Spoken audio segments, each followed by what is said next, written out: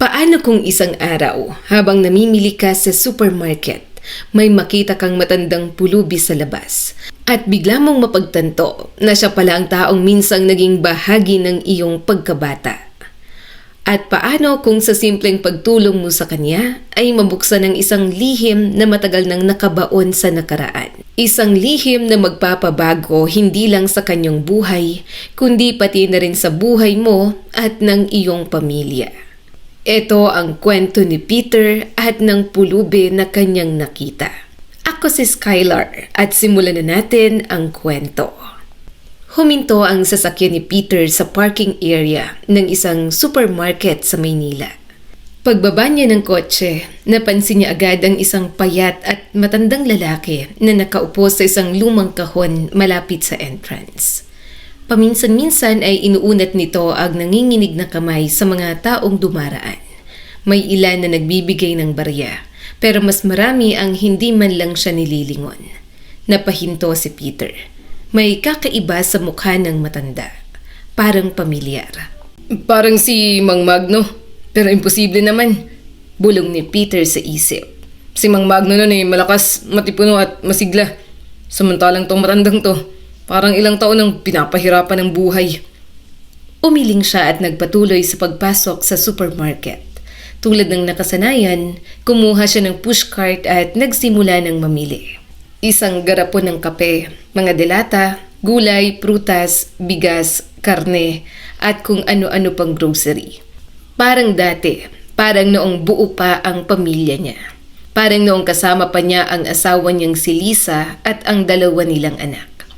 Habang naglalakad sa candy section, automatiko siyang kumuha ng 2 pakete ng marshmallows. Pagkatapos ay natigilan, napatingin siya sa hawak. Marshmallows. Paborito yon ni na Kate at Tom. Hindi naman niya gusto ang marshmallows, kailanman. Pero taon-taon, buwan-buwan hanggang ngayon, hindi niya maiwasang isama yon sa mga binibili niya. Parang umaasa pa rin ang puso niyang may 2 batang tatakbo papunta sa kanya para siya ay yakapin. Ngunit wala na sila. Ilang taon na ang nakalipas nang dalhin ni Lisa ang kanilang mga anak sa ibang bansa. Pumirma siya noon ng pahintulot. Hindi dahil gusto niya, kundi dahil yon ang tama para sa mga bata. Kahit sumisigaw ang bawat bahagi ng kanyang pagkatao na huwag pumayag. Kahit pakiramdam niya ay pinupunit ang puso niya habang nilalagdaan ng papel. Mabigat ang dibdib niya nang nagtungo sa meat section. Pumili siya ng ilang steak at karne para sa hapunan. Pagkatapos ay nagtungo na siya sa cashier. Paglabas niya ng supermarket, dala ang mga pinamili. Isang eksena ang bumungad sa kanya.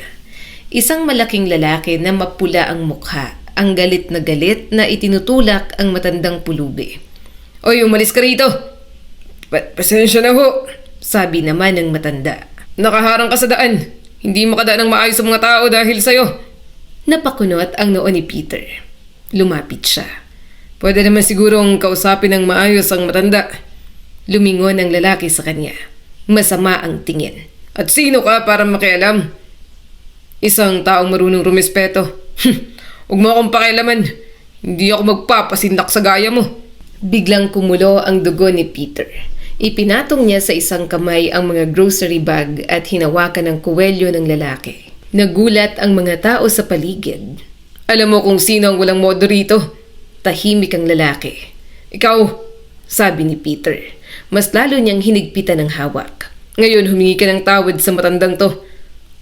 Ano ba?" Nahihirapang sabi ng lalaki. "Ngayon." Nawala ang tapang nito. Biglang namutla. Sige na."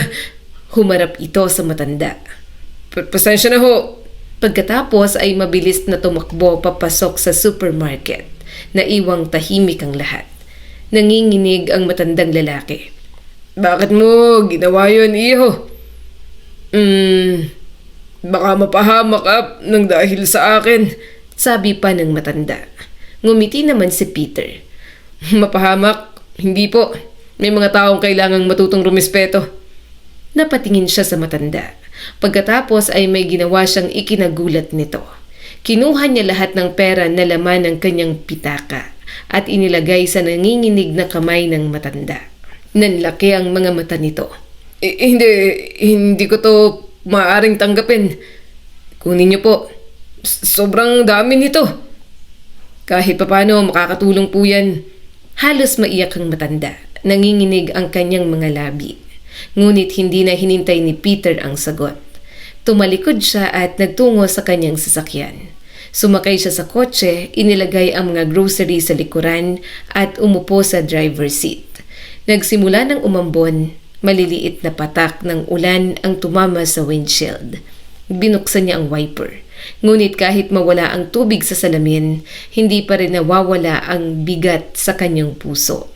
Masyadong maraming tao ang mapangmata. Masyadong maraming taong akala mo'y nakahihigit sa iba. At sa tuwing nakakakita siya ng ganoon, bumabalik ang galit niya sa mundo. Huminga siya ng malalim. Papaandarin niya na sana ang sasakyan nang may makita siya sa rear view mirror.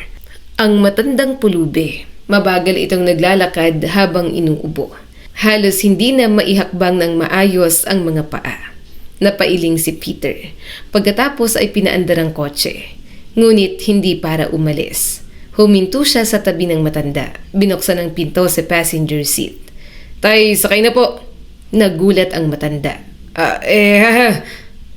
Ihahatid ko na po kayo." Hindi na, iho. Kaya ko pa naman. Pero umuulan po. Madudumihan lang ang upuan mo. Napangiti si Peter. "May cover naman po ang upuan ko. Wala pong problema." Sandaling nag-alinlangan ang matanda. Ngunit dahil sa lamig at pagod ay sumakay na rin ito. Habang nasa biyahe, tahimik lang silang dalawa. Paminsan-minsan ay nagbibigay ng direksyon ang matanda. Hindi naman pala kalayuan ng bahay nito. Ilang minuto lang ay nakarating na sila. Ngunit habang bumababa ang matanda, bigla itong napahawak sa dibdib. Namutla ito. "Manong!" Mabilis siyang bumaba ng sasakyan. Inalalayan ang matanda. "Sandali, sasamahan ko kayo hanggang sa loob." Napaluha ang matanda. "Salamat, iho. Talagang ipinadala ka ng Diyos." Lalong lumambot ang puso ni Peter. At alam niyang kapag dumating na sa puntong madali nang umiyak ang isang tao, madalas ay dahil napakarami na niyang pinagdaanan. Pagdating nila sa pintuan ng bahay, iniabot ng matanda ang susi. Nanginginig pa rin ang kanyang kamay. Binuksan ni Peter ang pinto. Pagpasok nila sa loob, agad niyang napansin na simple lamang ang bahay. Luma, tahimik at tila matagal nang walang ibang kasama. Tinulungan niya ang matanda na hubarin ng tsinelas at jacket. Pagkatapos ay inalalayan hanggang sa sofa. Dahan-dahan niya itong inihiga at inayos ang unan para maging komportable. Doon niya napansin ang isang itim na aso na nakasilip mula sa kusina. Tahimik lang itong nakatingin, hindi tumatahol, hindi agresibo, parang alam nitong tumutulong ang bisita sa kanyang amo. Lumapit ito sa sofa at ipinatong ang ulo sa kamay ng matanda, kasabay ng marahang pagwagwag ng buntot. Napangiti si Peter at hindi niya namalayan na muuna ang luha sa kanyang mga mata. "Manong, tatawag na ba ako ng ambulansya?" "Huwag na. Ligtas kung magpapacheck up po tayo. Lilipas din ito. Nabigla lang siguro ako at nilalamig. Minsan ay nangyayari talaga." "May gamot ho ba kayo?" "Nasa kusina." Mabilis na nagtungo si Peter doon. Nakita niya ang isang lumang first aid kit. Kumuha siya ng gamot at isang baso ng tubig. Pagbalik niya sa sala, ininom ng matanda ang tableta. Pagkatapos ay pumikit. Unti-unting kumalma ang kanyang paghinga. At sa unang pagkakataon mula nang makita niya ito sa supermarket kanina, nagmukha itong payapa. "Ayan, mas gagaan ang pakiramdam ko ngayon," sabi ng matanda. Ngunit hindi pa alam ni Peter na ang simpleng pagtulong niya sa isang matandang pulubi sa araw na yon ay magiging simula ng isang lihim na magpapabago sa kanyang buhay magpakailanman. Nanatili si Peter sa sala matapos inumin ng matanda ang gamot. Hindi niya alam kung aalis na ba siya o mananatili pa. Paano kung muling sumama ang pakiramdam nito? At isa pa, saan naman siya nagmamadali? Wala namang naghihintay sa kanya sa bahay. Wala nang asawang sasalubong, wala nang mga anak na tatakbo para yakapin siya. Tahimik niyang pinagmasdan ang matanda habang nagpapahinga. Maya-maya'y lumapit ang itim na aso. Tumingala ito kay Peter at pagkatapos ay dahan-dahang dinilaan ang kanyang kamay. Napangiti siya. Parang nagpapasalamat ang hayop. Parang naiintindihan nito na may taong tumulong sa kanyang amo. "Mukhang gutom ka rin, kaibigan," sabi ni Peter. Kinuskus niya ang ulo nito. "Sandali lang ah." Pumasok siya sa kusina, binuksan ang cabinet at naghanap ng dog food. Ngunit wala siyang makita, kaya binuksan niya ang refrigerator. At doon siya tuluyang natigilan. Halos wala ng laman. Isang itlog, 2 patatas, isang sibuyas, kalahating tinapay, at isang maliit na kaserolang may tira-tirang lugaw. Yun lang, wala nang iba. Napabuntong hininga si Peter. "Ganito na ba kahirap ang buhay ni Mang Magno?" Tanong niya sa isip. "Paano siya nabubuhay? Paano niya napapakain ng sarili niya at ang aso?" Biglang sumikip ang dibdib niya. Hindi niya kayang baliwalain ang nakita. Agad siyang bumaba papunta sa parking area. Kinuha niya ang lahat ng grocery na kabibili niya lamang. Pagkatapos ay dinala ang mga yon sa loob ng apartment. Nagluto siya, naghain, at inayos ang kusina na parang sarili niyang bahay. Makalipas ang halos 1 oras, nagising si Mang Magno. Mas maayos na ang kulay ng kanyang mukha. Mukhang nakatulong ang gamot at maikling pahinga. Dahan-dahan siyang naglakad papunta sa kusina. At pagpasok niya, napahinto siya. Nanlaki ang kanyang mga mata. Sa sahig ay nakahiga ang aso. Busog na busog, may bakas pa ng mantika sa paligid ng kanyang bibig matapos ubusin ang isang malaking piraso ng karne. Masaya itong nakahiga habang kumakawag ang buntot. Sa mesa naman ay may mga nakahandang plato. May umuusok na tsaa, may bagong hiwang tinapay, may prutas at may ilang marshmallows na nakalagay sa isang mangkok. Lumanghap ng hangin si Mang Magno. Matagal niyang pinikit ang mga mata. Parang ninanamnam ang amoy ng pagkain. Parang matagal na niyang hindi naamoy ang ganoong kasarap na hapunan. "Diyos ko, kailan ko nga ba huling naamoy ang ganitong pagkain?" Lumapit si Peter habang bitbit ang kawali. Tinanggal niya ang takip nito. Agad kumalat ang amoy ng bagong lutong steak. "Manong, halika na. Umupo na kayo." Ngumiti siya. "Matagal na rin sigurong hindi kayo nakakakain ng ganito." Napatitig lang si Mang Magno sa kanya. Hindi makapagsalita, hindi dahil wala siyang sasabihin, kundi dahil sobra siyang emosyonal. "Sandali lang. Maghuhugas muna ako ng kamay." Pagkatapos ay tumigil siya, lumingon kay Peter, at halos pabulong na nagsalita. "Maraming salamat, iho. Pagpalain ka sana ng Diyos." Sa sahig ay tumahol ng mahina ang aso. Napatawa si Peter. Mukhang sumasang-ayon siya. Sabay silang kumain at sa unang pagkakataon sa mahabang panahon, naging masaya ang maliit na apartment. May usapan, may tawanan, may pagkain, at may pakiramdam ng pamilya. Habang umiinom sila ng tsaa matapos kumain, nagsimula silang magkwentuhan. "Ako nga pala si Magno. At ikaw, iho." Napangiti si Peter. Ngayon niya lang tuluyang naunawaan kung bakit pamilyar ang mukha ng matanda. "Hindi niyo po ako makikilala." "Aba, subukan mo. Ako po si Peter. Peter Sarmiento. Taga-bayan ng San Isidro." Biglang nanlaki ang mga mata ni Mang Magno. Napalapit siya at tinitigan si Peter. "Peter? Ikaw yung batang pasaway na kasama ni Billy. Kayo yung nagnanakaw ng seresa sa bakuran ko." Napahalakhak si Peter. "Naalala niyo pa pala. Paano kung makakalimutan? Halos araw-araw kayong umaakit sa puno ko noon." Pareho silang natawa at sa loob ng ilang sandali, parang bumalik silang pareho sa nakaraan. Sa mas simpleng panahon, sa mas masayang panahon. Makalipas ang ilang minuto ay naging seryoso ang usapan. "Pero, Mang Magno, Bakit po kayo napunta rito sa Maynila? At bakit mag-isa na lang kayo? Biglang nawala ang ngiti ni Mang Magno. Napabuntong hininga siya. Matagal na kwento yun, iho. Nang mag-asawang anak kong babae, pinilit nila akong ibenta ang bahay namin sa probinsya. Sabi niya, para makabili sila ng mas malaking kondominium dito sa Maynila. Tahimik na nakinig si Peter. Ibinenta ko ang bahay ko. Ibinigay ko ang halos lahat ng pera sa kanila. Naisip ko noon na para rin naman yon sa pamilya. Napailing siya. May pait sa kanyang mga mata. Ang apartment na ito ay dating pag-aari ng manugang ko, pero ipinangalan nila sa akin. Hindi ba magandang bagay yon? Mapait na ngumiti ang matanda. Akala ko rin. Pero ngayon, paulit-ulit akong pinipilit ng manugang ko na ibenta na rin ito. Napakunot ang noo ni Peter. At bakit naman po?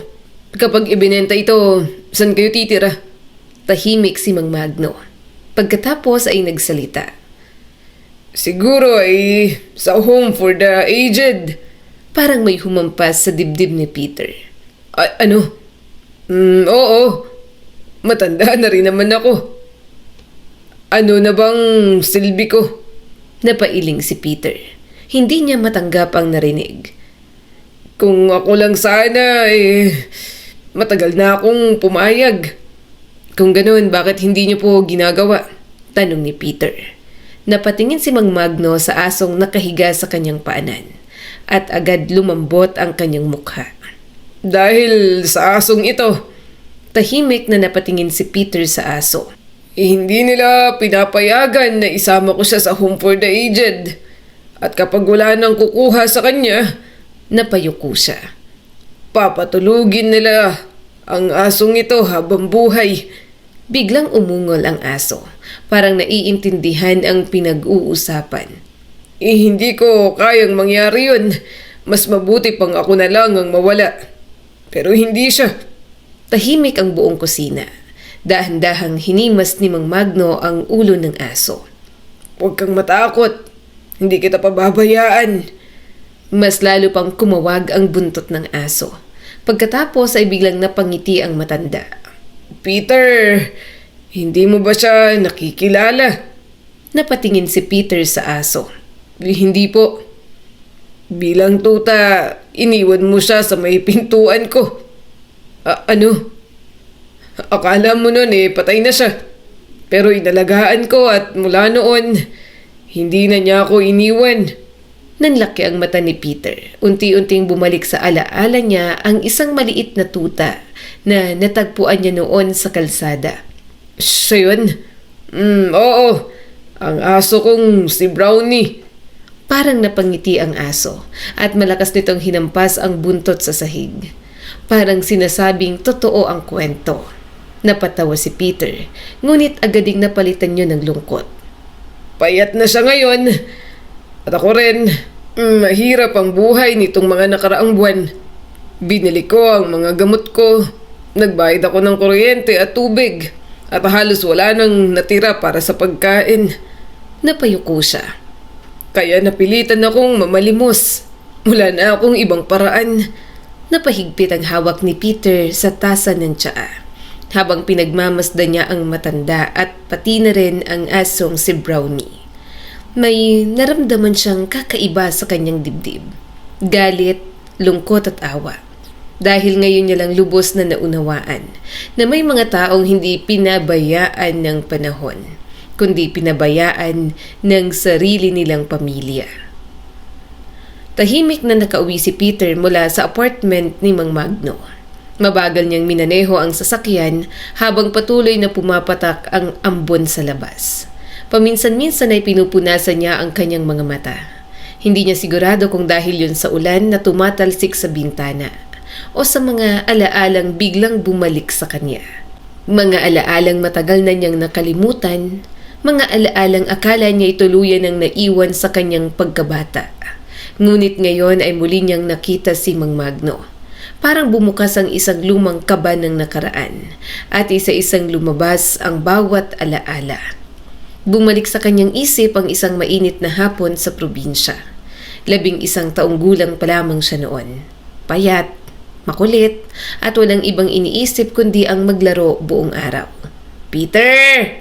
tawag ni Lola Rosa. "Peter, nasaan ka na naman?"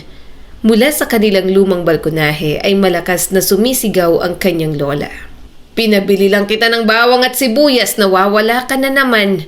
Kapag hindi ka umuwi rito, isusumbong kita sa nanay mo." Ngunit walang pakialam noon si Peter. Nakatayo siya sa tabi ng bakod kasama ang matalik niyang kaibigan na si Billy. Pareho silang may lihim na misyon. Hinog na mga seresa sa bakuran ni Mang Magno," sabi ni Billy. "Oo nga," sagot naman ni Peter. "Halos bumagsak na sa dami oh." "At hindi naman niya pinipitas," sabi pa ni Peter. Ngumisi si Billy. "Mamayang gabi, pasok tayo." Napangiti rin si Peter. "Sige, pasok tayo. Pero ngayon, kailangan ko nang umuwi," sabi ni Billy. "Kanina pa ako hinahanap ng nanay ko.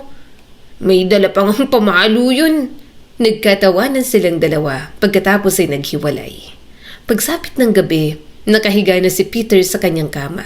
Malamig ang hangin, malambot ang unan, at sobrang komportable niya. Bigla niyang naisip na ayaw na niyang tumuloy sa plano. Nakakatamad," sa isip ni Peter. "May mga lamok, baka may ahas pa dun." Mas gusto na lang niyang matulog. Ngunit biglang may maliit na batong tumama sa kanyang bintana. Napabuntong hininga siya. "Nandiyan na si Billy." Dahan-dahan siyang bumangon. Isinuot ang shorts, kinuha ang nakatagong tsinelas sa ilalim ng kama. At gaya ng ginagawa nila noon, tumalon siya palabas ng bintana. Makalipas ang ilang minuto, naroon na silang dalawa sa bakuran ni Mang Magno. Punong-puno ng hinog na seresa ang mga puno. Halos yumuyuko ang mga sanga sa bigat ng mga bunga. "Tingnan mo," sabi ni Billy. "Grabe," sabi naman ni Peter. Mabilis silang umakyat at nagsimulang kumain. Matamis ang bunga. Parang pulot ang lasa. Hindi nila mapigilang tumawa habang nagpapaligsahan kung sino ang mas maraming makakain. Ngunit biglang naputol ang isang malaking sanga. "Naku," sabi ni Peter. "Patay," sabi naman ni Billy. Kasunod noon ay bumukas ang ilaw sa bahay at lumabas si Mang Magno. "Oy, kayo na naman! Mga batang pasaway!" Kahit madilim ay kitang-kita nila ang galit ng matanda. Galit na galit ito at may dahilan naman. Napakalaking sanga ang naputol nila. "Tingnan niyo ang ginawa ninyo! Ilang taong lumaki ang sanga na yan!" Takbo ang dalawang bata. Hindi sila huminto hanggat hindi sila nakalayo. Habang hinihingal ay napakamot si Billy. "Ang sama talaga ng matandang yun. Napakakuripot, napakadamot," napailing si Peter. "Kasalanan naman natin. Bahala ka." "Ako, gaganti ako," sabi ni Billy. Kinabukasan, may nakita silang isang maliit na tuta malapit sa sapa. Hindi ito gumagalaw at akala nila'y wala ng buhay. Hinawakan niya ni Billy sa likurang paa. "Anong ginagawa mo?" tanong ni Peter. Ngumisi naman si Billy. "Gaganti ako." Paano?" tanong naman ni Peter. "Iiwan ko ito sa pintuan ni Mang Magno." "Ha?" "Parang sumpa. Para malaman niya na may kapalit ang pagiging masama."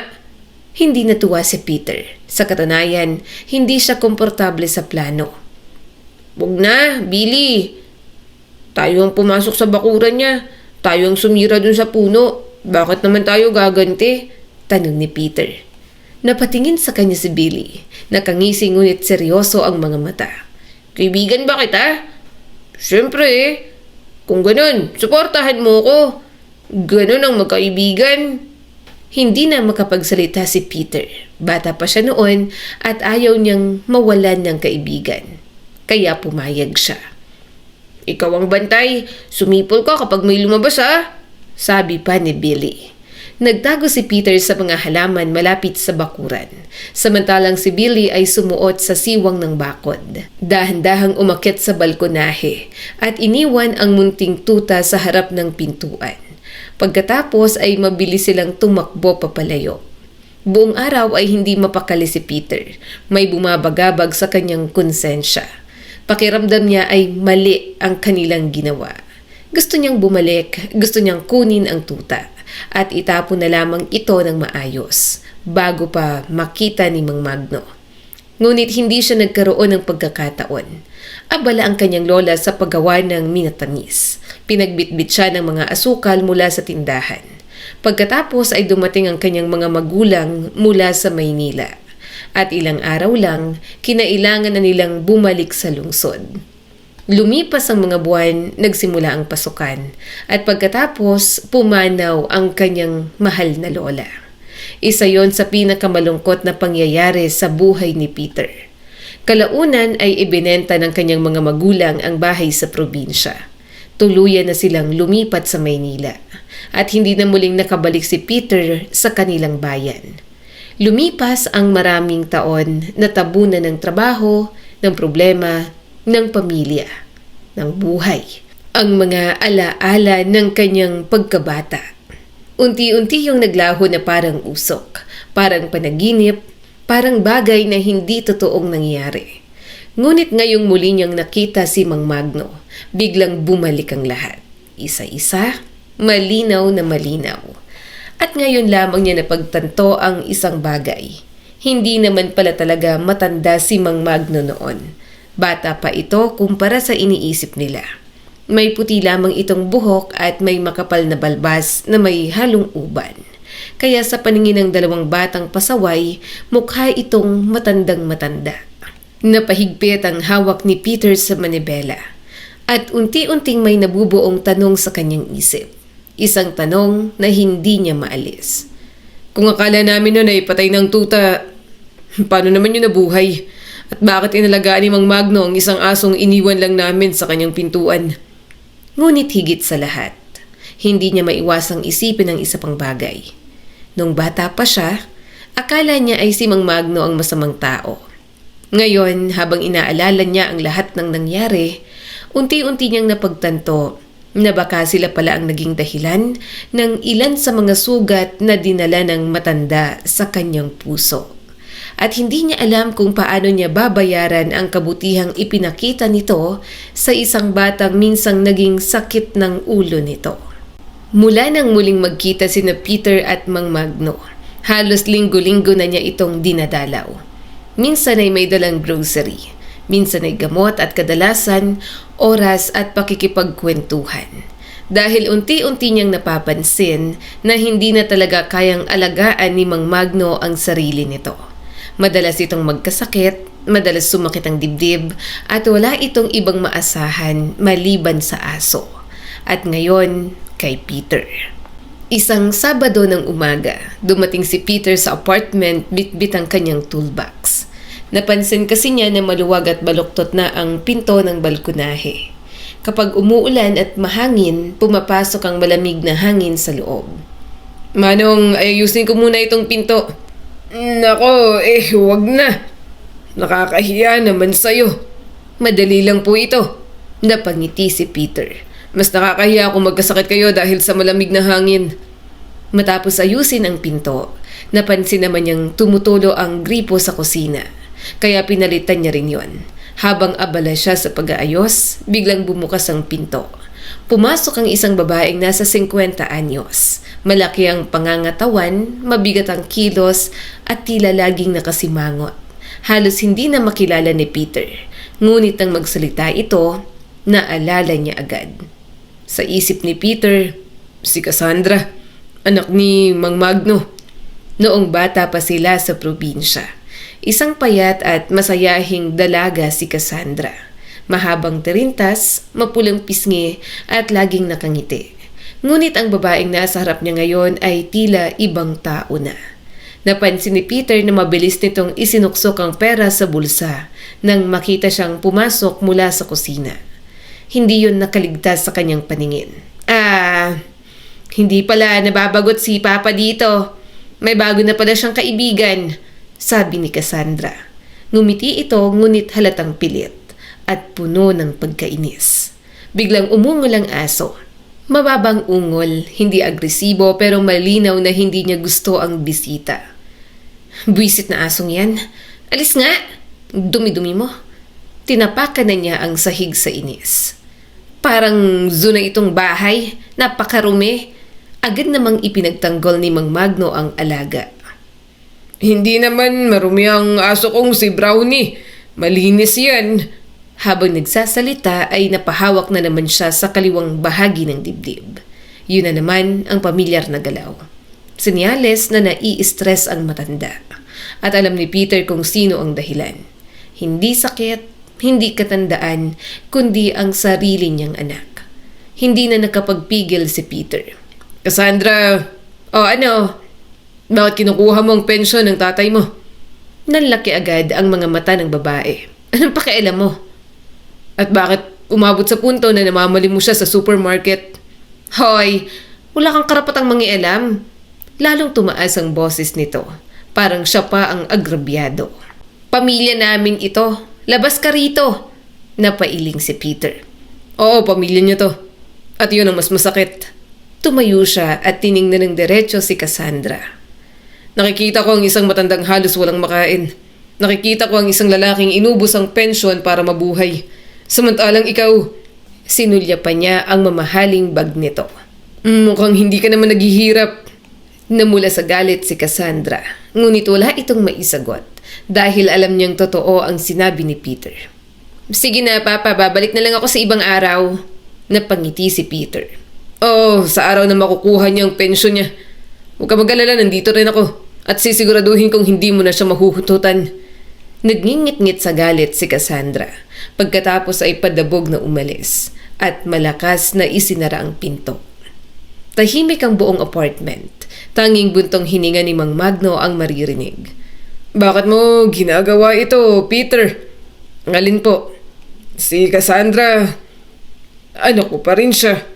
Dugo ko siya. Paano ko siya matitiis? Napailing si Peter habang kinukuha ni Mang Magno ang gamot nito sa cabinet. Mang Magno, kayo ang nangangailangan ng tulong. Kayo ang halos wala nang makain. Samantalang ang anak ninyo ay mukhang masarap naman ang buhay. Tahimik si Mang Magno. Hindi siya sumagot. Sa sulok naman ay nakatingin ang aso. Parang naiintindihan ng lahat. Lumapit ito kay Peter at sumandal sa kanyang binti. Sa mga nakaraang linggo, natutunan na siyang mahalin ng aso. Dati ay estranghero lang siya. Ngayon ay isa na siyang bahagi ng kanilang maliit na pamilya. Pagsapit ng araw ng pensyon ni Mang Magno, tinupad ni Peter ang kanyang pangako. Mas maaga siyang dumating sa apartment at naghintay. Hindi pa man sumasapit ang tanghali, biglang bumukas ang pinto. Hindi man lang kumatok ang bisita. Diretso itong pumasok gamit ang sariling susi. Si Cassandra. Nang makita niyang magkasama sina Peter at Mang Magno sa kusina, agad siyang napasimangot. Nandito na naman pala siya. Magandang umaga rin sa'yo, sabi ni Peter. Hindi pinansin ni Cassandra ang biro. Ba, sasada tayo, may pag-uusapan tayo. Ngunit ngumiti lang si Mang Magno. Umupo ka muna, magmerienda tayo. May dala si Peter na masarap na cake. Wala akong oras dyan sa cake. Napabuntong hininga si Mang Magno at sumunod sa anak papunta sa sala. Tahimik namang nakinig si Peter mula sa kusina. Pasensya ka na anak, wala akong maibibigay ngayon. Bakit wala? Bumili ako ng bagong sapatos. Sira na kasi ang luma. Nagbayad din ako ng kuryente at tubig. Kapag ibinigay ko sa iyo ang natitira, wala na akong pambili ng pagkain. Saglit na katahimikan ang sumunod. Pagkatapos ay narinig ni Peter ang malamig na boses ni Cassandra. Di sana, sa ukay-ukay ka na lang bumili. Hindi mo naman kailangan ng bagong sapatos. Napapikit si Peter sa narinig. Kailangan kong bayaran ng utang ko. Tsaka napag-usapan na natin ang apartment. Biglang sumikip ang dibdib ni Peter. May buyer na. Naghihintay ng notaryo. Pipirma ka na lang. At saan naman ako pupunta? Tanong ni Mang Magno. Sinabi ko na, sa home for the aged nga. Paano ang aso ko? Nagkibit balikat lang si Cassandra. Ipa-euthanize mo na. Matanda na rin naman yung asong yan eh. Sa puntong yon, hindi na nakapagpigil si Peter. Tumayo siya at lumapit sa sala. Kung ganoon, tahimik silang napatingin sa kanya. Bakit hindi na rin ninyo ipa-euthanize ang tatay ninyo? Napatayo si Cassandra. Galit na galit. Anong sinabi mo? Pareho lang naman. Matanda at sagabal sa plano mo.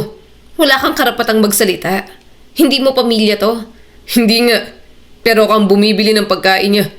Ako ang nag-aayos ng bahay niya. Ako ang sumasama sa kanya kapag mayroon siyang sakit. Nanginginig sa galit si Cassandra. Ngunit ang sumunod niyang sinabi ay mas ikinagulat pa ni Peter. Akala mo hindi ko alam ang pakay mo? Matagal mo nang tinitiktikan ng apartment na to.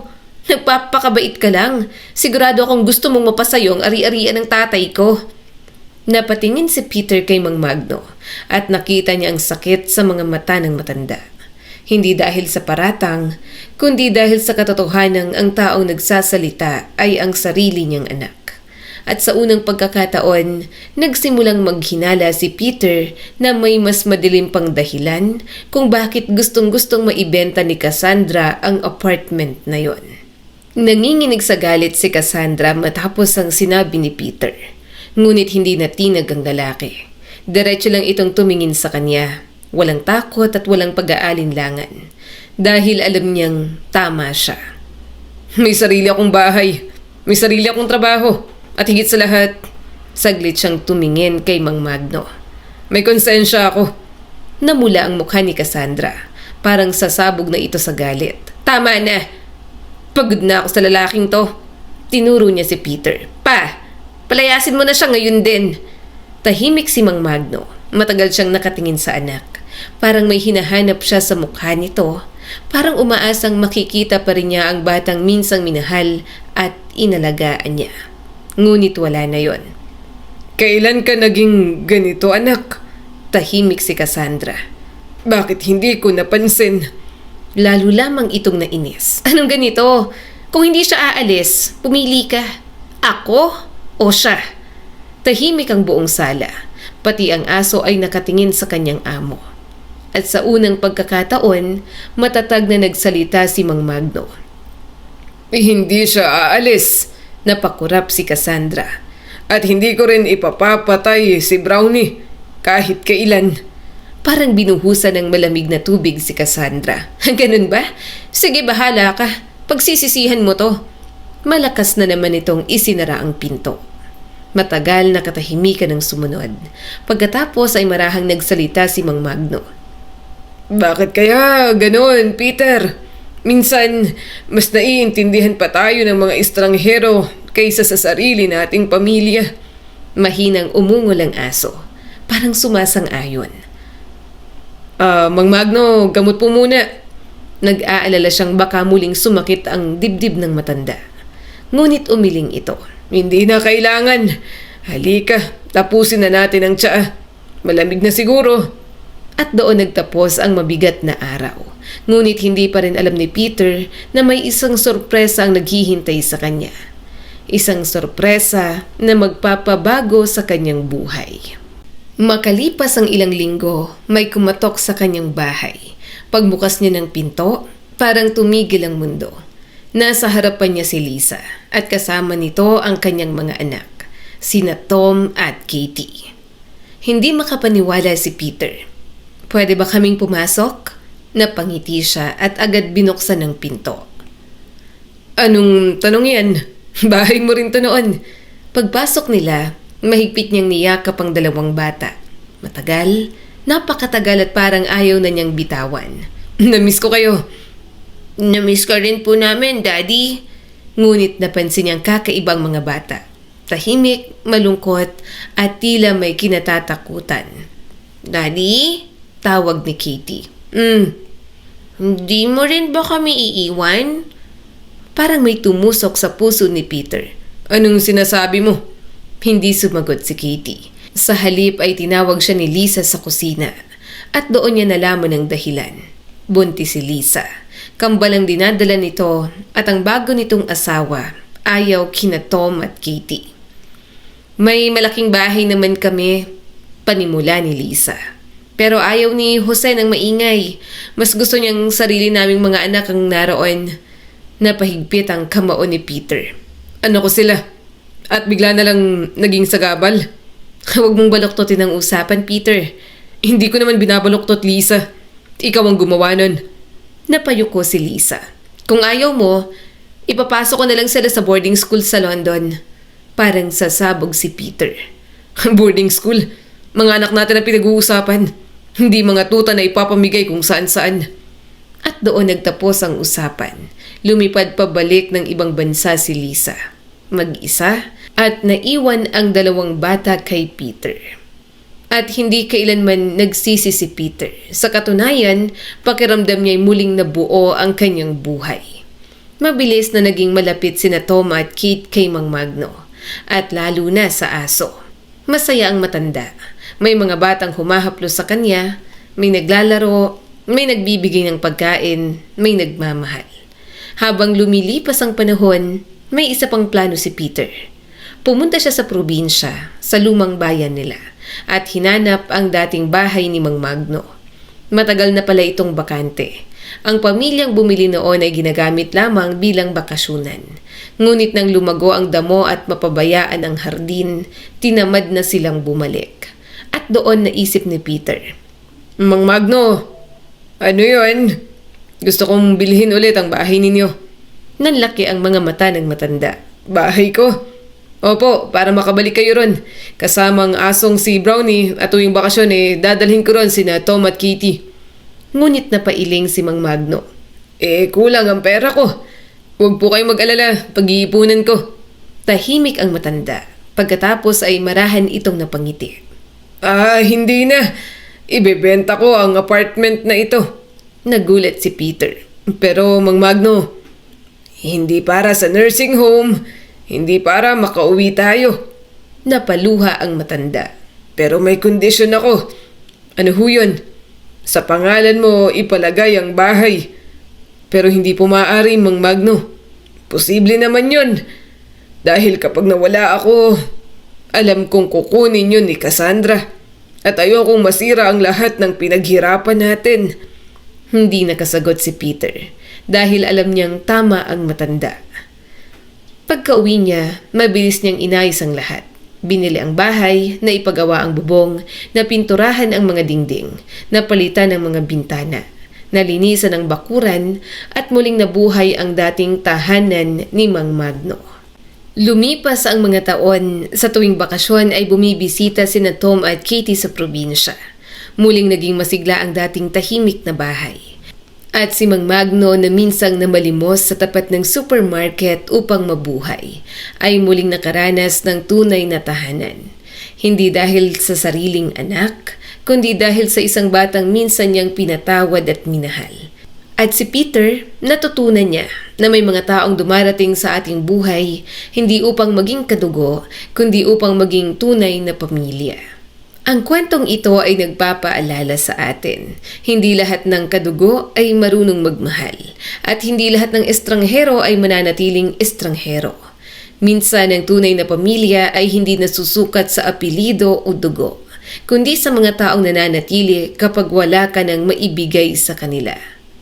At lagi ring tandaan, huwag natin hintayin na tumanda ang ating mga magulang bago natin sila pahalagahan. Dahil darating ang araw na ang pinakamalaking pagsisisi ay hindi ang perang nawala o ari-ari ang hindi nakuha, kundi ang mga pagkakataong hindi natin sila minahal habang sila ay narito pa sa mundo. At kung may isang taong nagpakita sa iyo ng kabutihan noon, kahit gaano kaliit, huwag mo itong kalimutan, sapagkat ang kabutihang itinatanim natin sa puso ng iba ay madalas bumabalik sa atin sa panahong hindi natin inaasahan. Dahil sa mundong puno ng pansariling interes, ang taong marunong magmahal, umunawa at tumulong ng walang hinihinging kapalit, siya ang tunay na mayaman. Ako po si Skylar at sana nagustuhan niyo ang kwento natin ngayon. Maraming salamat po.